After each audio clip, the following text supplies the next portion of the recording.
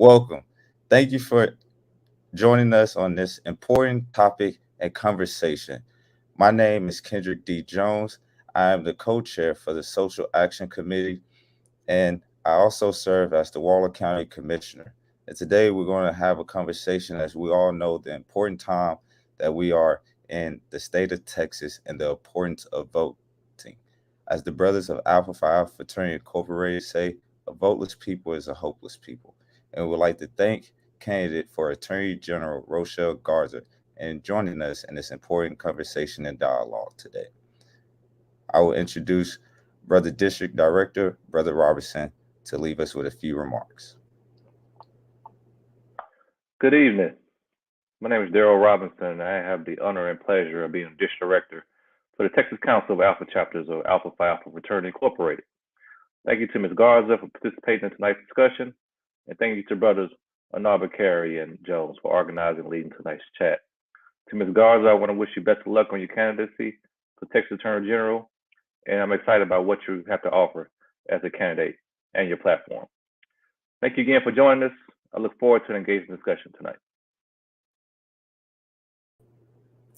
Brother Ignakbar is the chairman of the Dallas Community Police Oversight Board, Alpha Phi Alpha Fraternity Incorporated social action efforts, and is the founder and mind behind Brother Jay's Thoughts, an informative blog that covers an array of topics, including politics, social injustice, and current events. He also serves on the road to oversight through the efforts of Brother Ignakbar, members of the Dallas activist community, Dallas City Manager's Office, Dallas Police Chief Renee Hall. The Dallas City Council passed police oversight reform by unanimous vote in April of 2019.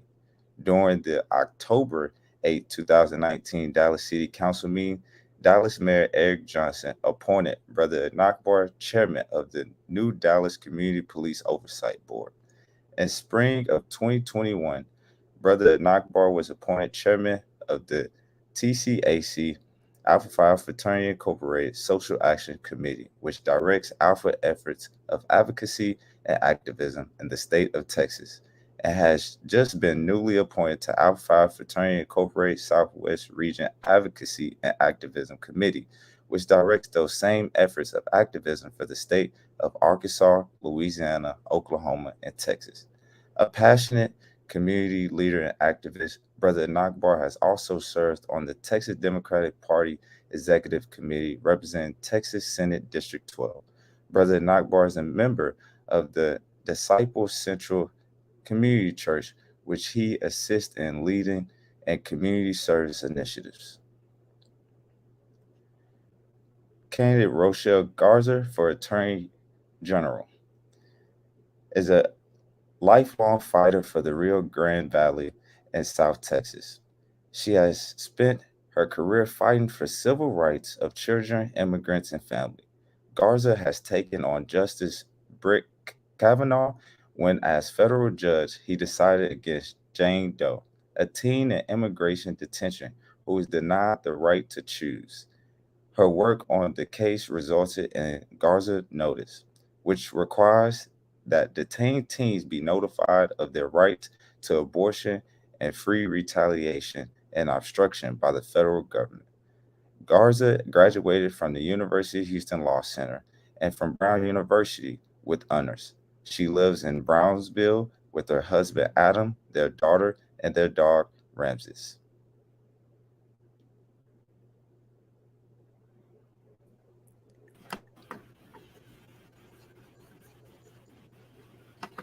Good evening, everyone. My name is J. Roby Carey Jr., Chairman of the Social Action Committee for the Texas District of Alpha Phi Alpha, and I'm going to be moderating this conversation with Attorney General candidate Rochelle Garza. First of all, good evening, Rochelle. Thank you again for joining us this evening for this very important conversation. And so why don't we just go ahead and kick it off with, tell us a little bit about yourself and why you're running for Texas Attorney General. Yeah. Well, first of all, thank you so much for hosting this, for having me on and giving me the opportunity to share who I am and my vision for this office. My name's Rochelle Garza. I'm a fifth generation Texan from the Rio Grande Valley. I'm a civil rights attorney. I'm a mother. I have a 6-month-old daughter. I am a working person. I am someone that deeply cares about community, about people, and all of that started with my own family and the upbringing that I had. So I grew up, as I mentioned, in South Texas. My parents were both public school teachers. That's how they met. But before my dad became a public school teacher, he was a farmer. He was one of 13 children, and they picked cotton and okra and tomato in South Texas. And he wanted to get an education, and he wanted to serve his community. So he became a teacher. Then he later became a lawyer and then a judge in South Texas, all by the age of 30. So I think the expectations of us were really high. And my mom was the daughter of a World War II veteran and a really hardworking mom that raised her children and went back to work and ran a municipal credit union. So hard work was a big value for me. So was respecting everyone and making sure that we acknowledge that every single human being should be treated with dignity and with respect. And that really was visible to me in my home life. I grew up with a sibling with disabilities. My brother Robbie experienced a brain injury during childbirth, and I saw my parents fight really hard to make sure that he received health care, that he was able to go to school and to church and got everything that he needed. So advocacy really started at home for me, and it really influenced who I became, who I've become, and the work that I focused my life on. So I have focused my work on fighting for people that those in power don't believe matter. Civil rights is an important thing. If you don't believe in civil rights for one group of people, then you really don't believe in civil rights at all. So fighting for Jane Doe was one of the highlights of my legal career, is standing up for this young woman that those in power did not believe mattered. She was an immigrant. She was in immigration detention. She had fled violence from Central America and was denied her right to decide her own future, to decide whether or not to become a parent.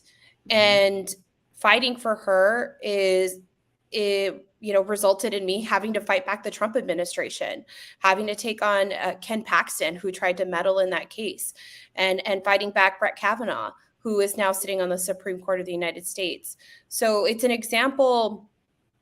We were able to win for this young woman. We were able to get the Garza notice, and it's still in effect today and given to teens across the country. But this is an example of what it means to stand up against a system that doesn't believe that you matter. And that's how I look at the moment that we're in right now in Texas and in this country, is that we have politicians like Ken Paxton that will abuse their power to harm our families and our communities. That's why I stepped up to run in this race, to unseat a criminally indicted attorney general, but also to make sure that we have government accountable to us.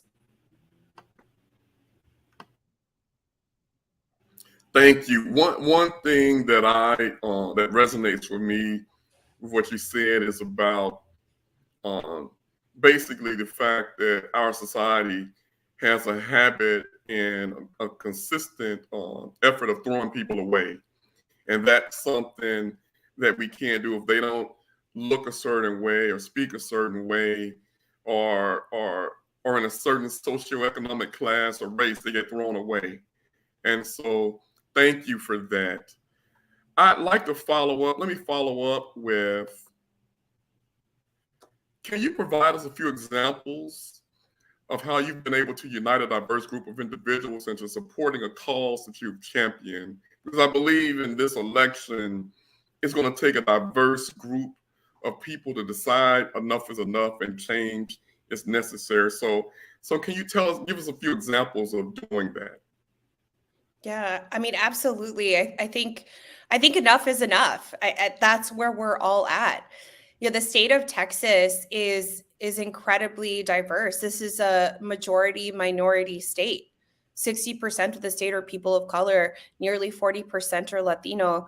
And yet I'm the only person of color on the statewide slate on the executive side, Republican or Democrat. So this is an issue of representation. We need to have people that understand what everyday Texans are going through. I mentioned, I'm a mother. I'm a working person. I'm someone that knows what it's like to live paycheck to paycheck. I know what it's like to have student debt. I know what it's like to represent everyday Texans in court on criminal matters, on family matters. And we need to have that in office, in this attorney general's office, because I truly believe that we can solve our most pressing issues.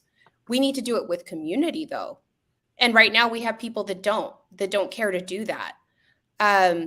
So I believe in building a broad coalition and making sure that I talk to people that have been directly impacted by certain policies, because if you've been impacted by something, you are the one that knows the solution the best. And that applies across the board on different issue areas, not just not just workers' rights, LGBTQ rights, disability rights, all of these issues that people are experiencing in the state of Texas. All of those issues can be addressed in collaboration with community, with this office. And I'm very proud of the coalition that we've been able to build through the primary and getting to this point where I am within a few points of unseating an incumbent Republican, the closest statewide race that Democrats have had in almost 30 years, because I've been able to do this with the coalition. Working with communities of color across the state. Organizations like Texas Organizing Project have been really supportive of my campaign. We've been door knocking, reaching out to Black and Brown communities that don't necessarily vote every election cycle. Maybe they typically vote on the presidential elections, but it's going to take a coalition to make the change that we want to see in this state. And we have the political power. We need to use it because we have the numbers on our side. And I'm proud to be in this position. And I know that we are going to be able to tackle all of the pressing issues that are impacting all of our communities across this state. Thank you. You spoke about this coalition of Black and Brown people and the need for them to unite and vote. The fact that sometimes they don't vote in every election, but the importance of them voting in this election. And that kind of brings us to my next question. One thing I can say, I moved to the state of Texas in 2000. And between 2022 and 2000, I can say that I have less rights as a Texas citizen than I did back in 2000. One of those rights being voting rights. And so with Alpha Phi Alpha, voting rights is an integral part of our foundation. Our national program of Voteless People as a Hopeless People was initiated during the 1930s, where many African Americans had the right to vote but were prevented from voting because of poll taxes, threats of reprisal, and lack of education about the voting process. Last year, Governor Abbott signed Senate Bill 1, also known as the Election Integrity Bill, into law, a law which many refer to as a voter suppression law. This was one of his signature legislative agenda items. As the next Texas Attorney General, one of your main responsibilities is to defend challenges to Texas state laws. One, do you support this law? And also, whether you support it or not, how would you approach your duty as Texas Attorney General if you're faced with defending legal challenges to such a law? Yeah, voting rights is absolutely critical. It is a right that we all have. It's fundamental to our participation in this democracy, in this country. And I believe that it's sacred. I believe that it should be protected, and it should be protected through this office. The Office of Attorney General, it's supposed to be the people's lawyer. And in my view, the way I've explained it to folks is it really should be the public defender of the people of Texas to make sure that our civil rights are not trampled on, that the Constitution of the United States and the Texas Constitution are honored and not violated by legislation like we're seeing with SB 1, with a few other proposals around reproductive rights and access to abortion care. So I see this position as one that can be protective. It could be the last stand for civil rights for folks. It is an independent constitutional position. So that means that it doesn't have to answer to the governor, the lieutenant governor, or the legislature. There is a lot of independent power in the office. And I intend on using that independent power to protect civil rights, to protect voting rights in particular. I have a vision for having a civil rights, fully funded civil rights division, and to have a voting rights unit that is nestled under that division that will focus on making sure that people have access to the ballot box. And that includes addressing a lot of these issues that I've been hearing across the state. I've been traveling for the last several months. I hadn't been home in about 2 months, and we've been talking to people across the state, and one of the things that I've been hearing when it comes to voting rights is that people that have that live in a county that have open voting, that you can vote in any location, have experienced being told that they're at the wrong precinct and that they need to go to their proper precinct in order to vote. And we know that working people that are taking time off taking their time during lunch or after hours, or just making this big effort to go and show up to vote, are being impacted by this. And it's typically Black and Brown communities that are experiencing that. Those are the kind of things that are in violation of state law, and making sure that we are looking into it, investigating it, and having accountability on these issues is really important towards protecting the right to vote. There are lots of issues, obviously, with the mail-in ballots. That is something that SB 1 changed significantly, and it's very clear who that impacts. It impacts people that are unable to show up to the polls, students, elderly folks, people with disabilities. And my position is that this office should be facilitating access to voting, not challenging it. My opponent, Ken Paxton, was actually challenging the expanded hours and locations in Harris County, for example, as a means of suppressing the vote. He's got this voter integrity unit, which really is about suppressing the right to vote. And a study on who he was looking into, and through this office, he was targeting Black and Brown communities.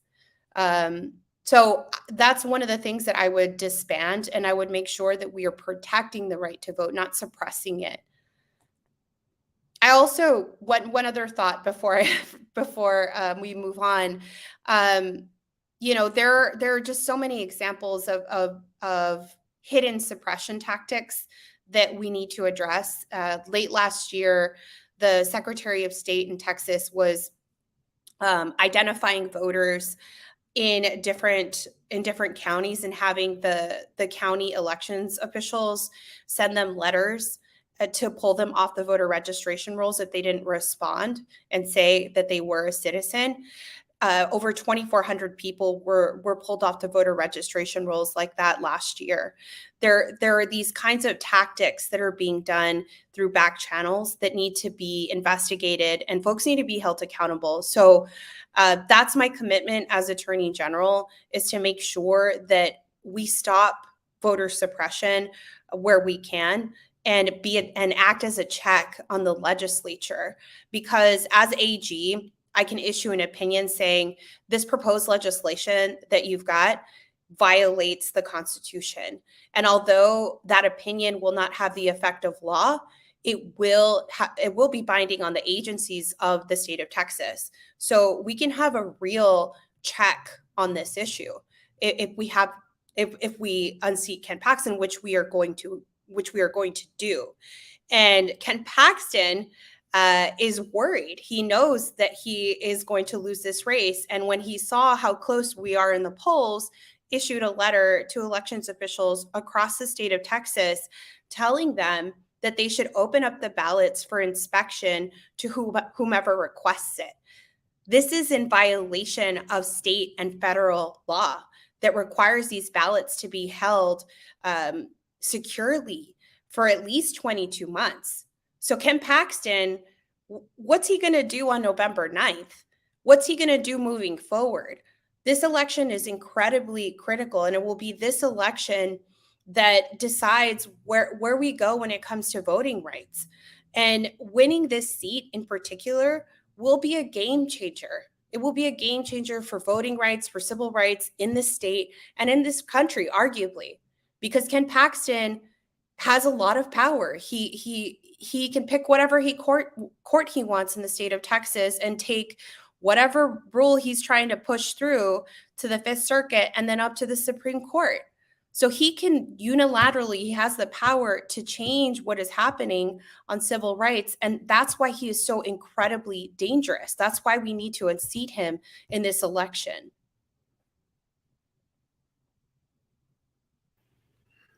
One thing I wanted to just mention, and feel free to weigh in on any comments you have on this. On yesterday, I facilitated a training on how to complete a mail-in ballot. And it seems as though the instructions for the mail-in ballot are actually designed so that people will complete it incorrectly and their ballot will be rejected. Would you be able to speak on that a little bit? I've heard that, and I've heard that people are trying to simplify what the instructions are so that they don't make these kinds of errors. And Ken Paxton has said, nope, you can't do that, and threatened litigation. Look, we shouldn't be making voting harder. We should be making it as easy as possible.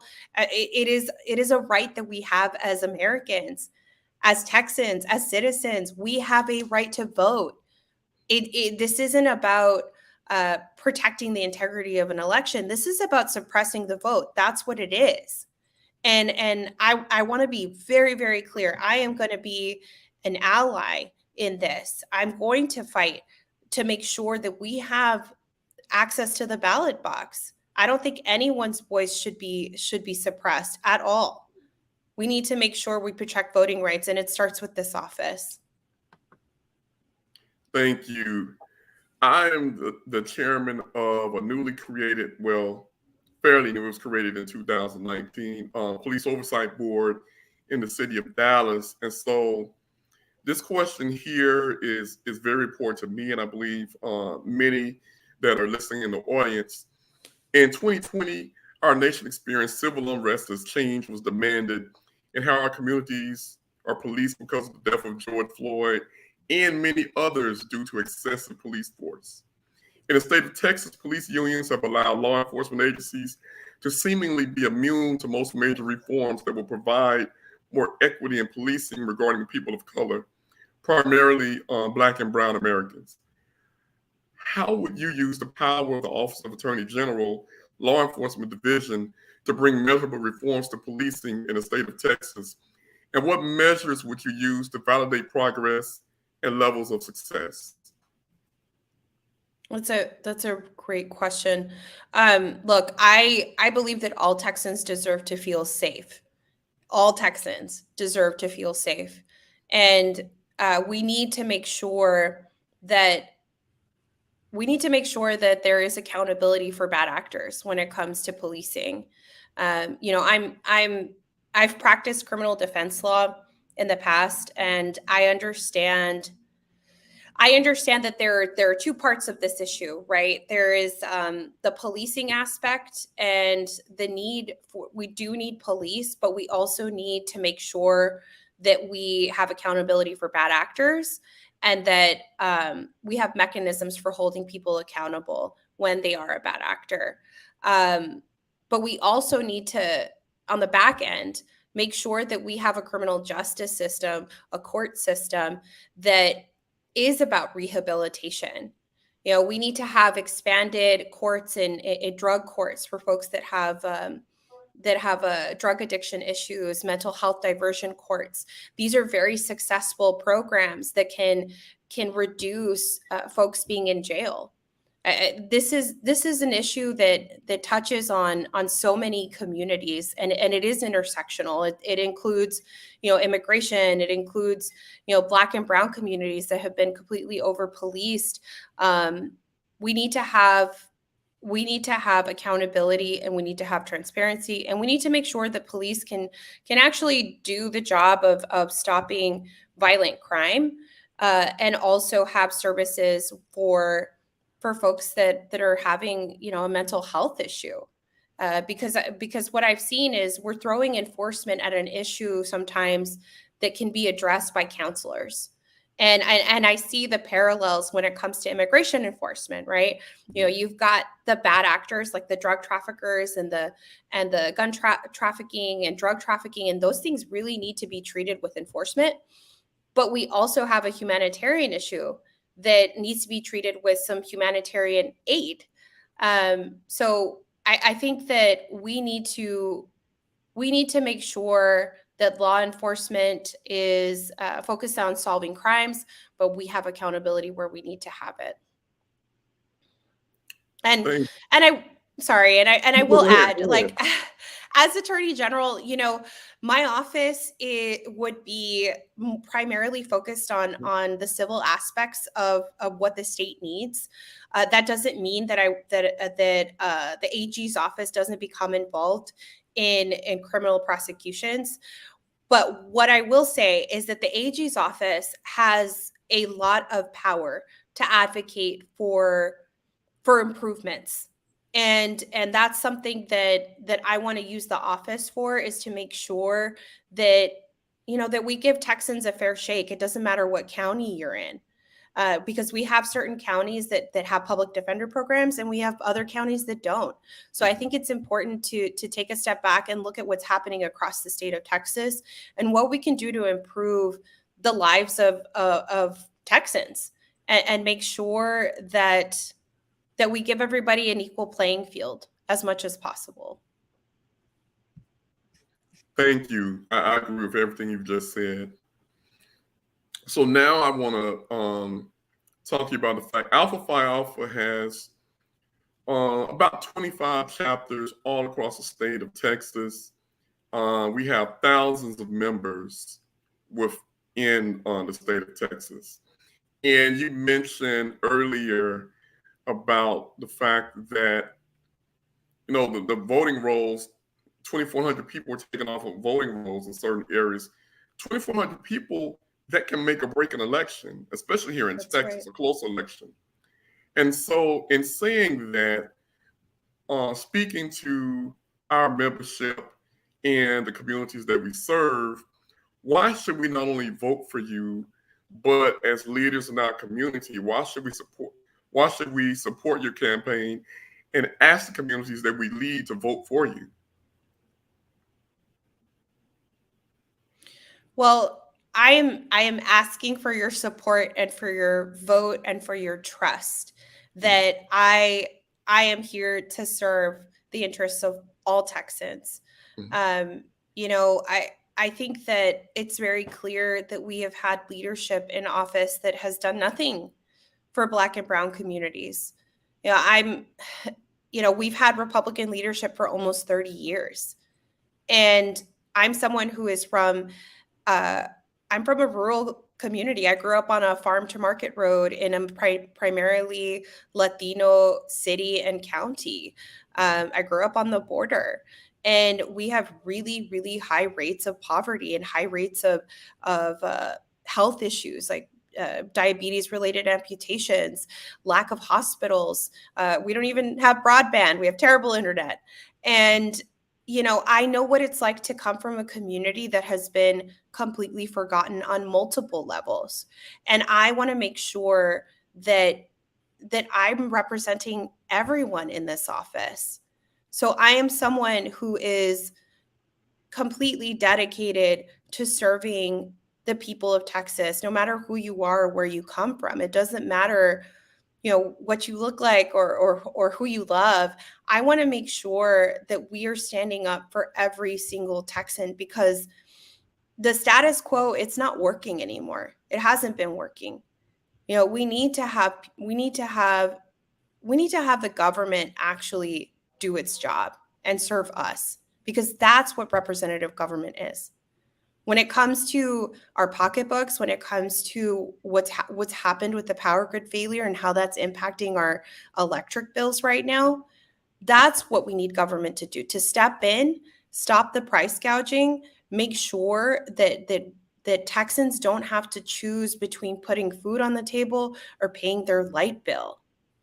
And I'm committed to doing that. So that I ask for your support, I ask for your vote, I ask for your trust.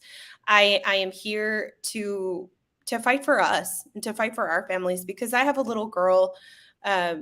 She's 6 months old, and I just can't imagine her growing up in a state where she has less rights than I do. I mean, and that's the reality that we're in right now as women. Half of this state just lost its rights over its own body. We've lost our rights over our own bodies. And I don't want my daughter to grow up in a state like that. I don't want her to grow up in a state where she's afraid to go to school, or I'm afraid of sending her to school. I want to make sure that she has a bright future. And I know that all of us care about that. So I'm here in community with you, and I'm going to fight for all of those things. Thank you. Thank you very much. We have some questions from the audience. I have one that I'll go ahead and read to you. This is from Brother Jared Hawkins of Nu Pi Lambda, chapter of Alpha Phi Alpha. Due to the opioid epidemic, drug possessions and abuse policies have started to shift toward viewing drug use as a disease and providing rehabilitation programs rather than strictly criminalizing the abuser. With this shift, would your office of elected look into sentence restructuring to ensure that drug abusers get the same treatment, whether the drug is crack cocaine or Vicodin? Yeah, I mean, I can tell you, I believe that we need to focus on rehabilitation. I was talking a little bit earlier about these drug courts. So in state court, for folks that are charged with a state criminal offense, especially if it's drug related, there are options in larger cities. Like, I've seen this in Harris County. It was piloted there. It's been piloted in my home county of Cameron County, where you have a specialty court to try to get folks rehabilitated instead of putting them in prison. Because we know what happens when you put someone in prison. They continue. They're now in the system, and they lose their job, and the opportunities are not there. I believe that we should first and foremost not only decriminalize, but I believe we should legalize cannabis and make sure that we're intentional with how we do that. And that means expunging records of folks that have low-level possession offenses, so that we can open up opportunities to people. I know that cannabis is $1 billion industry. It could bring so much money into the state of Texas, including jobs, and it could help, the money could help reinvigorate public education, address the hospital shortages that we're seeing across the state, especially in rural Texas. But we also need to make sure that everyone has a fair shot to get into this industry, because we've seen how other states have shut out people, and who does it impact the most? Black and brown communities. So those are the things that I will advocate for as Attorney General. I unfortunately cannot write legislation, but I would have the power to push people and the power to be a strong advocate on these issues. What is sad and very striking is that we have young Black and brown men that were arrested for selling marijuana illegally just to make pocket change, just to make money to help ends meet around the house.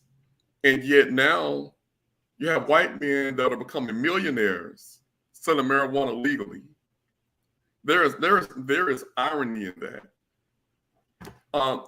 We do have another question from the audience. This is from Queen Davis. She says she sees you're speaking to the issues. Do you have any ideas to assist in advocating for some of the issues you've mentioned, such as criminal cases dealing with, and also mental health responses? In terms of addressing some of these issues and advocating for them, there are organizations across the state that have been advocating for reform. I first and foremost, I believe that that if we want to address a problem, we need to work with the community that is being impacted the most. So some of the things that I've proposed in my civil rights division, for example, is I'll use my workers protection bureau. That's something that I've also proposed, is the idea of working with unions and folks that are on the ground that are working on these issues in particular.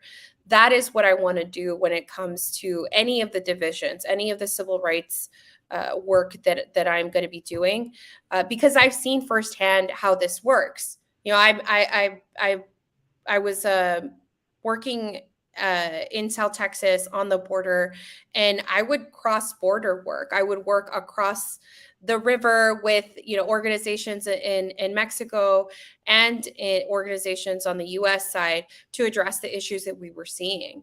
And I truly believe that that's how we're going to get things done. So working with organizations that are advocating for mental health help and reform when it comes to criminalization of mental health, working with counties and cities that have these alternative programs, and identifying what's been working, what hasn't been working, and how we can be an advocate and be part of that change. That's the vision I have for this office. Well, thank you. We are almost at the end of the hour. Thank you again for joining us. Do you have any closing statements, closing remarks you'd like to share?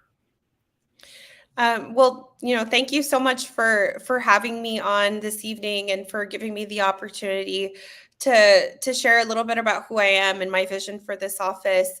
It's really important to organize and to make sure that we are protecting our rights.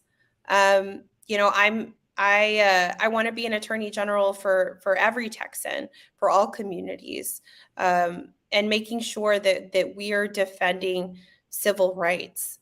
And I do want to say one thing when it comes to reproductive rights, is that it's not just abortion rights that's on the chopping block. It's a lot of civil rights that we have fought for that are on the chopping block. If you don't respect one civil right, you're not going to respect all of them. And the erosion of rights always begins with the most vulnerable.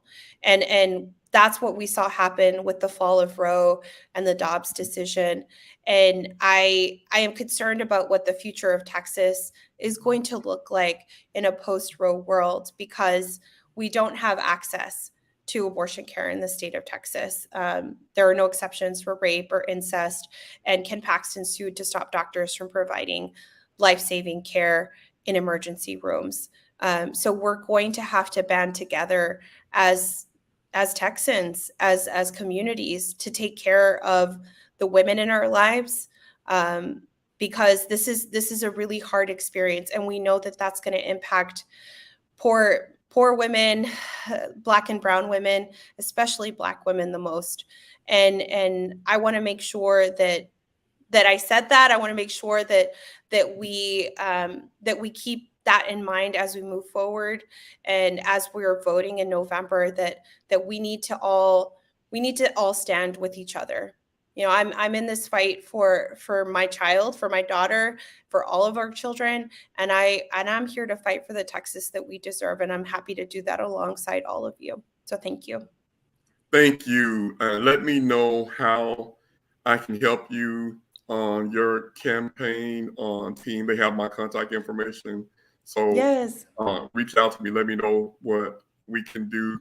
And what we're going to do, we're going to as I hand this back over to Brother Jones, we're going to put up your information so that anyone that is wants to contact you or they want to learn more about your campaign, they'll be able to do that. Again, thank you so much and good luck. All right. Thank y'all so much. Take care. Thank you. And as we've heard today, and I think that everyone that is a part of this conversation and that are part of our communities, we're all concerned Texas. As candidate Rochelle Garza stated, we need someone to be able to go in and fight for the underserved and be a visionary, bring our communities together, as well as hold our government accountable to be able to have quality representation, not only for us in Austin and in this great state of Texas, but around this nation in which we call America and that we call our home. It is important that we do our part as a community and make sure that our voices are heard and that we go out and vote and support candidates that that represent the people and and that don't take people for granted, that represents everyone and be a part of those things. As you guys know, we have to go out and ultimately vote. Early voting dates are October 24th through November 4th, and election day is November 8th. And we thank you again, and good night.